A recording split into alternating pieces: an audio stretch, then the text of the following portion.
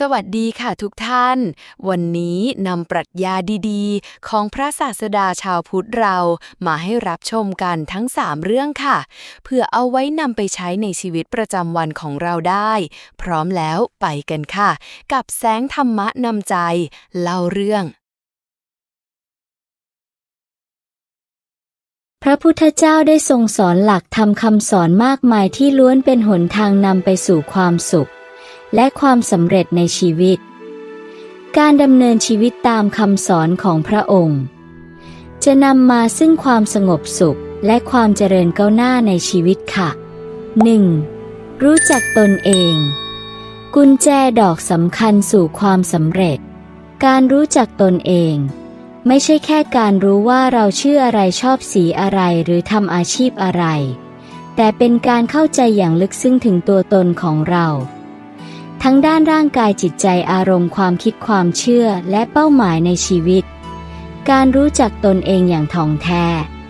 จะช่วยให้เราค้นพบศักยภาพที่ซ่อนอยู่เข้าใจจุดแข็งจุดอ่อนของตนเอง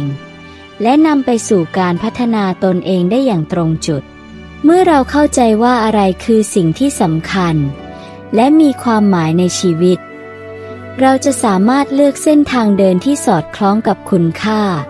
และความต้องการของเราได้อย่างแท้จริงทำให้เรามีความสุขและพึงพอใจในชีวิตมากขึ้นการรู้จักจุดแข็งของตนเองจะช่วยให้เราใช้ศักยภาพที่มีอยู่ให้เกิดประโยชน์สูงสุดในขณะเดียวกันการตระหนักถึงจุดอ่อนจะเปิดโอกาสให้เราปรับปรุงและพัฒนาตนเองให้ดียิ่งขึ้นการเข้าใจตนเองจะช่วยให้เราเข้าใจผู้อื่นได้ดีขึ้นรู้จักเห็นอกเห็นใจ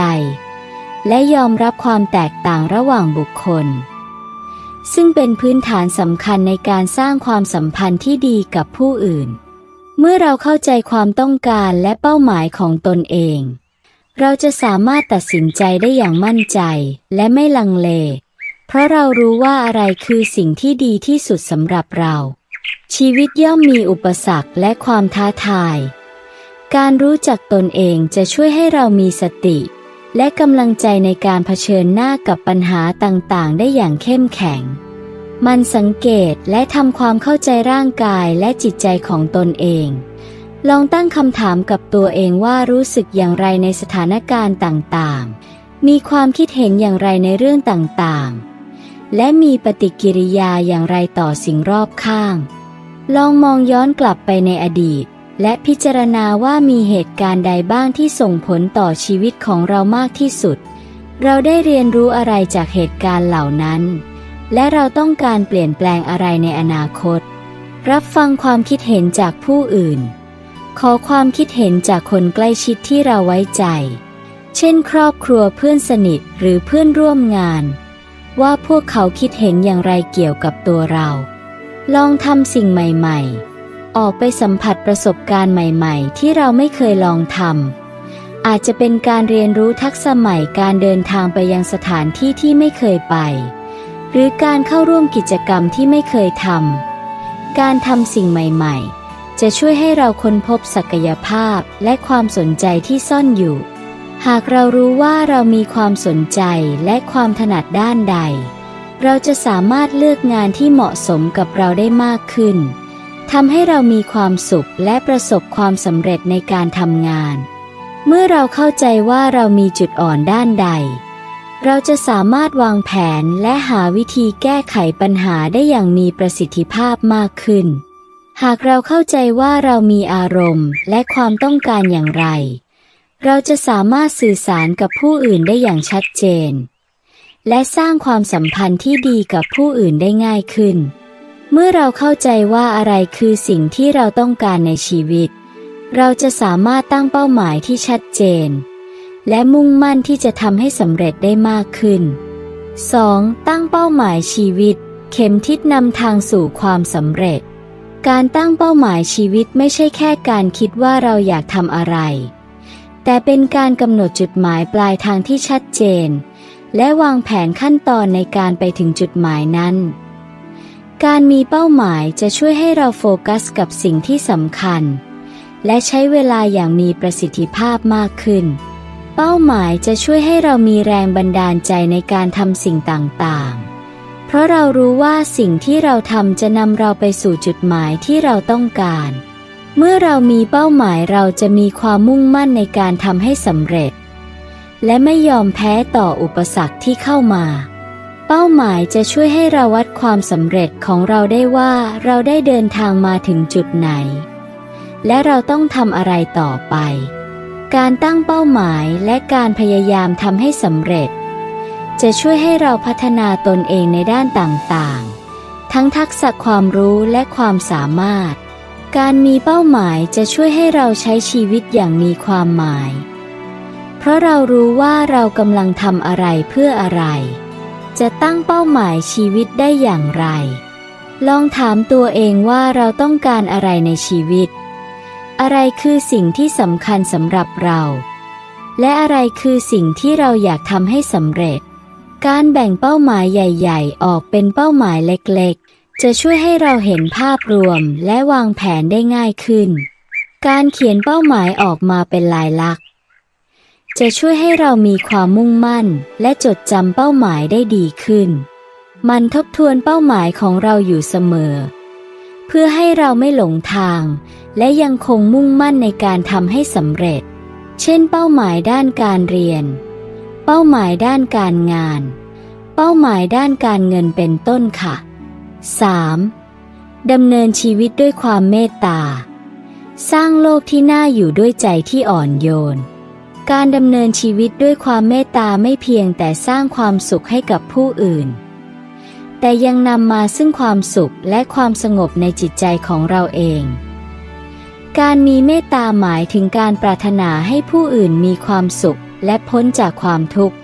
และพร้อมที่จะช่วยเหลือเมื่อมีโอกาสความเมตตาเป็นพื้นฐานของการสร้างความสัมพันธ์ที่อบอุ่นและยั่งยืนกับผู้อื่นการมีเมตตาช่วยให้เรามองผู้อื่นด้วยความเข้าใจและยอมรับทำให้ลดความขัดแย้งและความบาดหมางการให้ความช่วยเหลือผู้อื่นจะทำให้เรารู้สึกอิ่มเอมใจและมีความสุขการมีเมตตาต่อกันจะช่วยสร้างสังคมที่สงบสุขและเอื้อเฟื้อเผื่อแผ่การฝึกเมตตาช่วยให้เราเป็นคนใจเย็นมีความอดทนและมีจิตใจที่เข้มแข็งเริ่มต้นด้วยการรักและปรารถนาดีต่อตนเองยอมรับข้อบกพร่องและให้อภัยตัวเองเมื่อทำผิดพลาดฝึกเมตตาต่อผู้อื่นมองผู้อื่นด้วยความเข้าใจและเห็นอกเห็นใจพร้อมที่จะช่วยเหลือเมื่อมีโอกาสฝึกเมตตาต่อสรรพสัตว์มีความเมตตาต่อสัตว์ทั้งหลายไม่เบียดเบียนสัตว์และให้ความช่วยเหลือเมื่อพวกมันต้องการฝึกการให้อภัยเรียนรู้ที่จะให้อภัยผู้อื่นเมื่อพวกเขาทำผิดพลาดการให้อภัยจะช่วยให้เราปลดปล่อยความโกรธและความขุ่นเคืองฝึกการรับฟังตั้งใจฟังผู้อื่นด้วยความใส่ใจและเข้าใจโดยไม่ตัดสินหรือวิพากษ์วิจารณ์ 4. ฝึกสมาธิพักใจให้สงบพบความสุขที่แท้จริงการฝึกสมาธิเป็นการฝึกจิตใจให้สงบและจดจ่ออยู่กับสิ่งใดสิ่งหนึ่งในปัจจุบันขณะการฝึกสมาธิเป็นประจำจะช่วยให้เรามีสติสมาธิและปัญญามากขึ้นซึ่งเป็นประโยชน์ต่อการดำเนินชีวิตในทุกด้านการฝึกสมาธิช่วยให้จิตใจสงบและผ่อนคลายลดความเครียดและความวิตกกังวลที่เกิดจากเรื่องราวต่างๆในชีวิตประจำวันการฝึกสมาธิช่วยให้เรามีสมาธิในการทำงานและการเรียนรู้มากขึ้นทำให้เราจดจำสิ่งต่างๆได้ดีขึ้นการฝึกสมาธิช่วยให้เรามีสติและปัญญาในการพิจารณาเรื่องราวต่างๆอย่างรอบคอบทำให้เราตัดสินใจได้อย่างถูกต้องการฝึกสมาธิช่วยให้เรามีความสุขและความสงบจากภายในทำให้เรามีความสุขกับชีวิตมากขึ้นการฝึกสมาธิก่อนนอนช่วยให้จิตใจสงบและผ่อนคลายทำให้เรานอนหลับได้ง่ายและหลับสนิทมากขึ้น 5. รักษาศีลสร้างชีวิตที่สงบสุขและมีคุณธรรมการรักษาศีลเป็นการฝึกฝนตนเองให้มีสติ และมีคุณธรรมในการดำเนินชีวิตประจำวัน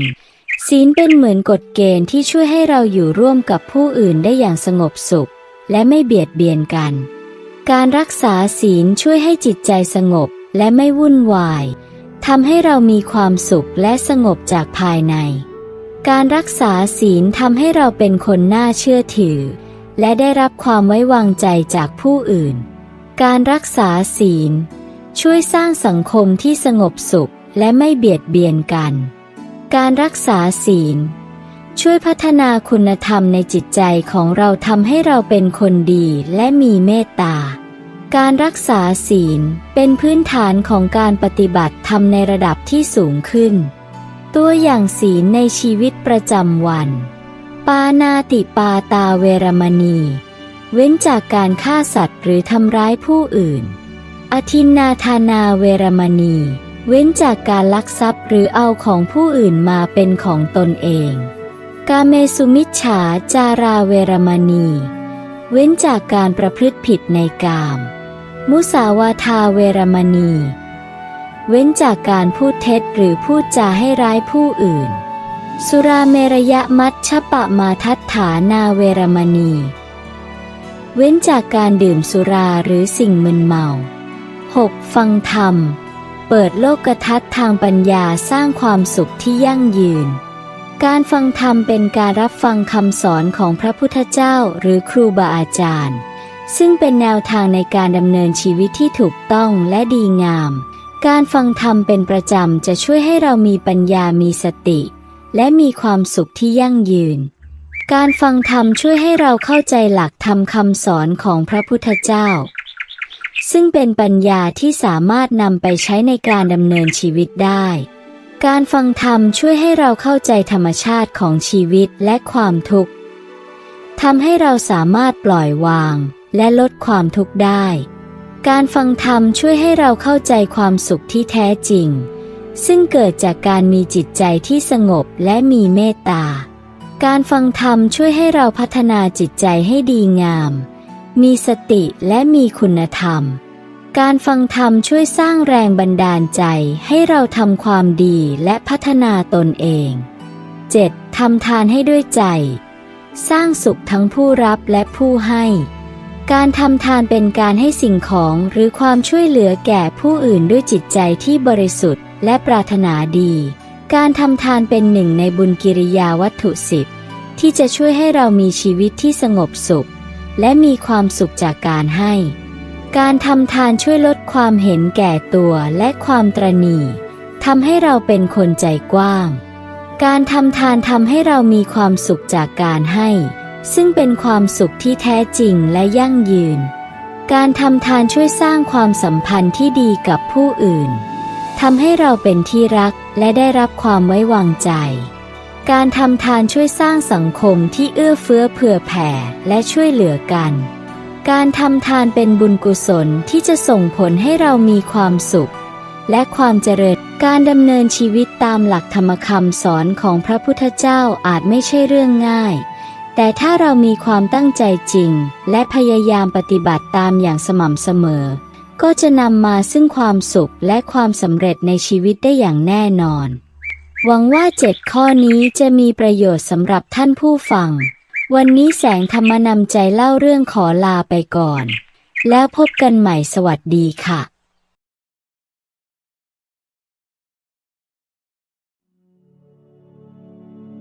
สำรวจโลกภายในตนเองและการเดินทางเข้าสู่ใจกลางของตนเองด้วยธาตุกรรมฐาน4ค่ะธาตุกรรมฐาน4เป็นการเดินทางเข้าสู่ใจกลางของตนเองเปรียบเสมือนการแกะสลักรูปปั้นจากก้อนหินดิบทีละน้อยเพื่อเผยให้เห็นถึงความงามที่ซ่อนอยู่ภายในแต่การเดินทางนี้ยังมีรายละเอียดและมิติที่น่าสนใจอีกมากมายที่เราจะมาขยายความกันค่ะเมื่อเราพูดถึงธาตุ4คือดินน้ำไฟและลมหลายคนอาจจะนึกถึงเพียงองค์ประกอบทางกายภาพแต่ในทางพุทธศาสนาธาตุทั้ง4นี้มีความหมายที่ลึกซึ้งกว่านั้นธาตุแต่ละธาตุเปรียบเสมือนสัญลักษณ์ที่บ่งบอกถึงสภาวะต่างๆของจิตใจและร่างกายและสะท้อนสภาวะภายใน เป็นสัญลักษณ์ที่บ่งบอกถึงสภาวะต่างๆภายในจิตใจของคนธาตุดินปฐวีธาตุความแข็งแรงมั่นคงเกาะติดความรู้สึกเป็นตัวเป็นตนเมื่อเรายึดติดกับสิ่งต่างๆมากเกินไปไม่ว่าจะเป็นวัตถุสถานะหรือความคิดเห็นเราก็จะรู้สึกเหมือนถูกผูกมัดด้วยธาตุดินความกลัวที่จะสูญเสียทรัพย์สินความรักในชื่อเสียงหรือความยึดมั่นในความคิดเห็นของตนเองธาตุน้ำอาโปธาตุความเปลี่ยนแปลงความไม่แน่นอนความรู้สึกไหลไปมาเมื่อจิตใจของเราผันผวนไม่สงบเราจะรู้สึกเหมือนถูกคลื่นซัดไปมาเหมือนน้ำที่ไหลไม่หยุดความรู้สึกเศร้าโกรธกลัวที่เกิดขึ้นและดับไปอย่างรวดเร็วความวิตกกังวลเกี่ยวกับอนาคตธาตุไฟเตโชธาตุความร้อนความกระหายความอยากความโกรธเมื่อเราหลงไหลในอารมณ์ต่างๆเช่นความโกรธความอยากหรือความริษยาเราจะรู้สึกเหมือนถูกไฟเผาไหม้ภายในใจความโกรธแค้นที่ทำให้ใจร้อนรุ่มความอยากได้อยากมีที่ไม่มีที่สิ้นสุดธาตุลมวายโยธาตุความเคลื่อนไหวความผันผวนความฟุ้งซ่านเมื่อจิตใจของเราฟุ้งซ่านคิดวนเวียนไปมาเราจะรู้สึกเหมือนลมพัดโชยไปมาไม่สามารถตั้งมั่นอยู่กับสิ่งใดได้การคิดวนเวียนอยู่กับเรื่องเดิมๆการจดจ่ออยู่กับอดีตหรืออนาคตนอกจากเคล็ดลับพื้นฐานแล้วนั้นการปฏิบัติธาตุกรรมฐาน4ให้ได้ผลลัพธ์ที่ดียังมีเคล็ดลับอื่นๆที่น่าสนใจอีกมากมายค่ะการปฏิบัติธาตุกรรมฐาน4นั้นเป็นการเดินทางภายในที่ไม่มีที่สิ้นสุดยิ่งเราเจาะลึกเข้าไปมากเท่าไหร่เราก็จะยิ่งค้นพบความละเอียดอ่อนของจิตใจมากขึ้นเท่านั้นค่ะนอกจากเคล็ดลับพื้นฐานที่ได้กล่าวไปแล้วลองมาดูเคล็ดลับเพิ่มเติมที่จะช่วยให้การปฏิบัติของคุณลึกซึ้งยิ่งขึ้นกันค่ะการพิจารณาธาตุในขณะปฏิบัติกิจวัตรประจำวันการกินอาหารสังเกตความรู้สึกขณะเคี้ยวอาหารรสชาติสัมผัสการย่อยอาหารลองพิจารณาว่าอาหารที่เรากินเข้าไปประกอบด้วยธาตุใดบ้างและธาตุเหล่านั้นเปลี่ยนแปลงไปอย่างไรในร่างกายการเคลื่อนไหวร่างกายสังเกตความรู้สึกขณะเดินยืนนั่งนอนลองพิจารณาว่าส่วนต่างๆของร่างกายเคลื่อนไหวอย่างไรและมีธาตุใดที่เกี่ยวข้องกับการเคลื่อนไหวเหล่านั้นการใช้ประสาทสัมผัสสังเกตสิ่งที่เห็นได้ยินได้กลิ่นได้รสได้สัมผัสลองพิจารณาว่าสิ่งเหล่านั้นประกอบด้วยธาตุใดบ้างและธาตุเหล่านั้นส่งผลต่อจิตใจของเราอย่างไรการพิจารณาความไม่เที่ยงของธาตุดินพิจารณาดูว่าร่างกายของเราประกอบด้วยธาตุดินที่ไม่เที่ยงเกิดขึ้นตั้งอยู่และดับไปได้ตลอดเวลาธาตุน้ำพิจารณาดูว่าของเหลวในร่างกายของเราเช่นเลือดน้ำลายมีการเปลี่ยนแปลงอยู่ตลอดเวลาธาตุไฟพิจารณาดูว่าความร้อนในร่างกายของเราไม่คงที่บางครั้งก็ร้อนบางครั้งก็เย็นธาตุลมพิจารณาดูว่าลมหายใจของเราเข้าออกอยู่ตลอดเวลาไม่สามารถหยุดนิ่งได้การพิจารณาความสัมพันธ์ระหว่างธาตุกับจิตเมื่อจิตสงบลองสังเกตดูว่าธาตุต่างๆในร่างกายเป็นอย่างไรเมื่อจิตว้าวุ่นลองสังเกตดูว่าธาตุต่างๆในร่างกายเป็นอย่างไรเมื่อจิตมีความสุขลองสังเกตดูว่าธาตุต่างๆในร่างกายเป็นอย่างไรเมื่อจิตมีความทุกข์ลองสังเกตดูว่าธาตุต่างๆในร่างกายเป็นอย่างไรเรามาลองดูหลักการของธาตุกรรมฐาน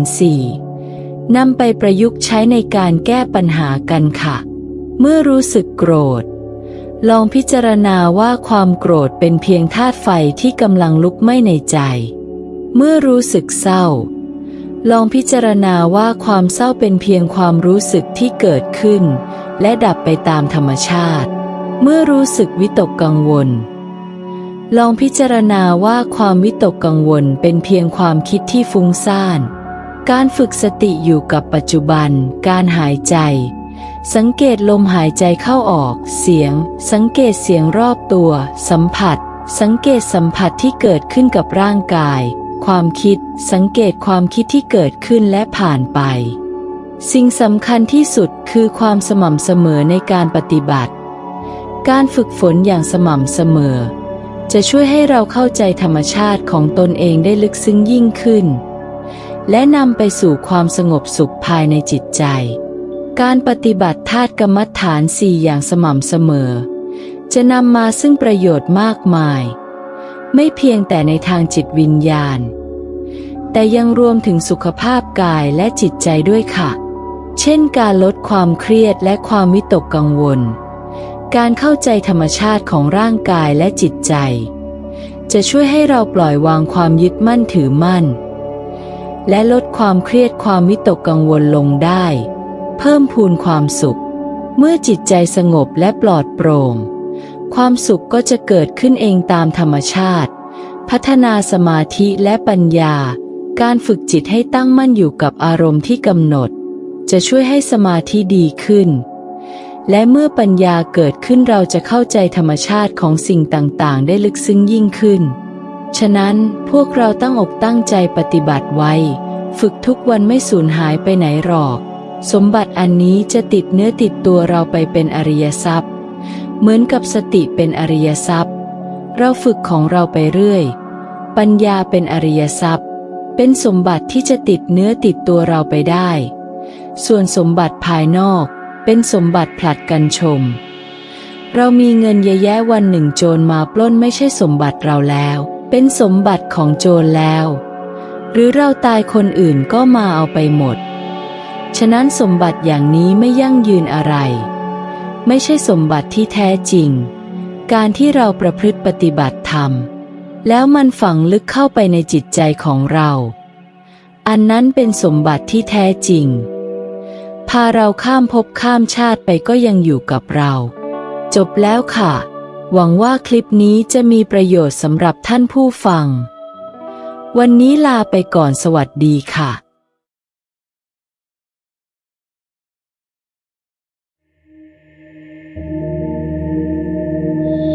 ต้นไม้เป็นมิตรกับคนคำสอนของพระพุทธเจ้ากับแนวคิดการอนุรักษ์ปัญหาทางสิ่งแวดล้อมในปัจจุบันกลายเป็นเรื่องที่ทุกฝ่ายต่างให้ความสำคัญเพื่อร่วมกันหาแนวทางอันจะนำไปสู่การสร้างจิตสำนึกค่ะย้อนกลับไปราว 2,600 ปีที่ผ่านมาการตรัสรู้ของสมเด็จพระสัมมาสัมพุทธเจ้าในเรื่องความจริงอันถ่องแท้ของธรรมชาติที่รู้จักกันในชื่ออริยสัจสี่ได้สร้างความตื่นรู้ถึงปัจจัยความเป็นจริงที่ไม่มีใครหลีกหนีไปได้ความผูกพันระหว่างพระพุทธศาสนากับป่าไม้หลังจากที่เจ้าชายสิทธัตถะตัดสินใจออกผนวดถือครองสมณเพศเดินทางออกจากมหานครกบิลพัสมุ่งหน้าสู่พงไพรเฉกเช่นนักบวชทั่วไปที่หวังละทิ้งความเป็นอยู่ที่ถูกปรุงแต่งพื้นป่าจึงถือเป็นอีกหนึ่งสถานสำคัญและมีคุณอนันต์ในเชิงพุทธศาสนาจะเห็นได้ว่าตลอดระยะเวลาในการออกบวชและเผยแพร่พระธรรมคำสอนพระพุทธองค์ทรงเลือกป่าเป็นที่ทำกิจกรรมต่างๆอาทิการตรัสรู้ใต้ต้นสีมหาโพธิ์ณป่าลึกในแคว้นมคธและการแสดงปฐมเทศนาธรรมจักกัปปวัตตนสูตรให้กับเหล่าปัญจวัคคีย์จนเป็นพระอรหันต์ณป่าอิสิปตนมฤคทายยะวัน แม้พระพุทธองค์จะไม่ได้ห้ามคฤหัสถ์ตัดต้นไม้ทำลายป่าแต่ก็ทรงบัญญัติสิกขาบทห้ามภิกษุตัดหรือทำลายต้นไม้ซึ่งปรากฏในภูตคามสิกขาบทว่าพระภิกษุต้องอาบัติปาจิตติเพราะพรากภูตคามะซึ่งพระวินัยปิฎกอธิบายคำว่าพรากหมายถึงการตัดหรือใช้ให้ตัดทำลายพืชพันธุ์สำหรับคำว่าภูตคามะในวินัยปิฎกมีความหมายกว้างครอบคลุมถึงพืชพันธุ์5ชนิดได้แก่พืชพันธุ์ที่เกิดจากเง่าเช่นขมิ้นขิงว่านน้ำว่านเปราะขาแฝกหรือพืชพันธุ์อย่างอื่นซึ่งเกิดหรืองอกที่เง่าต่อมาคือพืชพันธุ์ที่เกิดจากลำต้น เช่นต้นโพต้นไทรต้นดีปลีหรือพืชพันธุ์อื่นๆซึ่งเกิดหรืองอกที่ลำต้นชนิดที่ 3 คือพืชพันธุ์ที่เกิดจากตาข้อหรือปล้องเช่นอ้อยไม้ไผ่หรือพืชพันธุ์อย่างอื่นที่เกิดจากข้อหรือปล้องถัดมาเป็นพืชพันธุ์ที่เกิดจากยอดเช่นผักบุ้งล้อมแมงลักเถาย่านางหรือพืชพันธุ์ที่งอกจากยอดสุดท้ายคือพืชพันธุ์ที่เกิดจากเมล็ดอันได้แก่ข้าวถั่วงาหรือพืชพันธุ์อื่นๆซึ่งเกิดจากการงอกที่เมล็ดหลักของการไม่เบียดเบียนธรรมชาติไม่ได้มีแค่ในพระวินัยเท่านั้นแต่ในพระไตรปิฎกก็ยังมีคำสอนให้ฆราวาสรักและกตัญญูต่อต้นไม้ที่ให้ความร่มเย็นรวมไปถึงการเป็นแหล่งต้นน้ำให้ทุกสรรพสิ่งได้ใช้สอยกันตามธรรมชาติและถือว่าต้นไม้เป็นมิตรกับคนดังนั้นเมื่อบุคคลใดได้อาศัยประโยชน์จากต้นไม้แล้วจึงไม่ควรเบียดเบียนต้นไม้ดังข้อความในอังกุรเปตวัตถุที่ระบุตอนหนึ่งไว้ว่าบุคคลอาศัยนั่งนอนที่ร่มเงาของต้นไม้ใดไม่ควรหักรานกิ่งของต้นไม้นั้นไม่พึงทำลายแม้ใบของต้นไม้นั้นเพราะการประทุษร้ายต่อมิตรเป็นความเลวทรามนอกจากเรื่องการพดุงรักษาต้นไม้แล้วพระพุทธศาสนายังส่งเสริมให้มนุษย์ปลูกต้นไม้อีกด้วยโดยพระผู้มีพระภาคเจ้าเคยตรัสไว้ในวนโรปสูตรว่าบุญย่อมเจริญทั้งกลางวันและกลางคืนตลอดกาลทุกเมื่อแก่ชนที่ปลูกสวนไม้ดอกไม้ผลปลูกต้นไม้ให้ร่มเงาสร้างสะพานโรงน้ำบ่อน้ำและศาลาที่พักอาศัยทั้งชนเหล่านั้นยังตั้งอยู่ในธรรมสมบูรณ์ด้วยศีลจึงไปสวรรค์แน่นอนเป็นที่เห็นได้ชัดว่าพระพุทธศาสนาส่งเสริมฆราวาสปลูกต้นไม้และถือว่ากิจกรรมดังกล่าวเป็นสิ่งที่ดีงามทำแล้วจะได้บุญเพิ่มขึ้นแนวคิดดังกล่าวเห็นได้อย่างชัดเจนในรัชสมัยของพระเจ้าอโศกมหาราชแห่งราชวงศ์โมริยะกษัตริย์ผู้ยิ่งใหญ่แห่งชมพูทวีปผู้ยึดหลักพระธรรมคำสอนของพุทธองค์เป็นสรณะแม้พระบรมศาสดาจะเสด็จดับขันปรินิพพานมากว่า 2,500 ปีแล้วแต่หลักธรรมคำสอนที่ว่าด้วยการอนุรักษ์ป่าไม้ก็ยังคงแสดงออกมาผ่านลายลักษณ์อักษรรวมถึงหากมองผ่านม่านประเพณีก็จะมองเห็นวัฒนธรรมทางพระพุทธศาสนาที่ควบคู่กับการรักษาต้นไม้อย่างการบวชป่ารวมไปถึงการทอดผ้าป่าอันเป็นสิ่งที่แสดงให้เห็นว่าศาสนาได้มีการเดินควบคู่ไปกับการดูแลธรรมชาติเรามาดูกันค่ะยุคสมัยของพระพุทธเจ้ามีต้นไม้ชนิดไหนบ้างที่เกี่ยวข้องกับพระองค์ปัจจุบันเราจะพบรายชื่อต้นไม้นานาพันธุ์ที่มีปรากฏในพุทธประวัตินับตั้งแต่พระองค์เมื่อครั้งเป็นพระกุมารที่ทรงประสูติในใต้ต้นสาละและทรงดับขันธปรินิพพานณใต้ต้นสาละค่ะต้นอัสสัทธะหรือต้นสีมหาโพธิ์นี้เป็นหนึ่งในต้นไม้ที่สำคัญมากที่สุดเพราะในพุทธประวัติพระสัมมาสัมพุทธเจ้าทรงนั่งประทับใต้ร่มเงาของต้นโพธิ์ต้นนี้เพื่อบำเพ็ญเพียรและตรัสรู้ณริมฝั่งแม่น้ำเนรัญชราตำบลอุรุเวลาเสนานิคมแคว้นมคธในวันเพ็ญ15 ค่ำเดือน 6ก่อนพุทธศักราช45 ปีต้นอปชาลนิโครทะก่อนพระพุทธเจ้าจะตรัสรู้ขณะประทับอยู่ใต้ต้นนิโครทะริมฝั่งแม่น้ำเนรัญชรานางสุชาดานำข้าวมัทุปยาใส่ถาดทองมาถวายหลังเสวยทรงใช้ถาดทองอธิษฐานเสียงทายลงในน้ำก่อนที่พระบรมโพธิสัตว์จะได้ตรัสรู้เป็นพระสัมมาสัมพุทธเจ้าหลังจากนั้นยังบางโอกาสก็มีกล่าวว่าพระพุทธเจ้าทรงประทับเพื่อแสดงธรรมอยู่ใต้ต้นนิโครทะต้นมุจจลินภายหลังจากพระพุทธเจ้าทรงตรัสรู้แล้วถึงสัปดาห์ที่ 6ทรงประทับภายใต้ร่มเงาของต้นไม้จิกอันมีชื่อว่ามุจจลินโดยมีพญามุจจลินนาคราชมาวางขดแผ่พังพานปกป้องพระองค์จากสายลมและสายฝนต้นเกศภายหลังจากพระพุทธเจ้าทรงตรัสรู้แล้วถึงสัปดาห์ที่ 7 ทรงประทับภายใต้ร่มเงาของต้นไม้เกศอันมีชื่อว่าราชายตนะ ตั้งอยู่ทางทิศใต้ใกล้ๆกับต้นสีมหาโพธิ์พระพุทธเจ้าประทับนั่งเสวยวิมุตติสุขในช่วงนี้เอง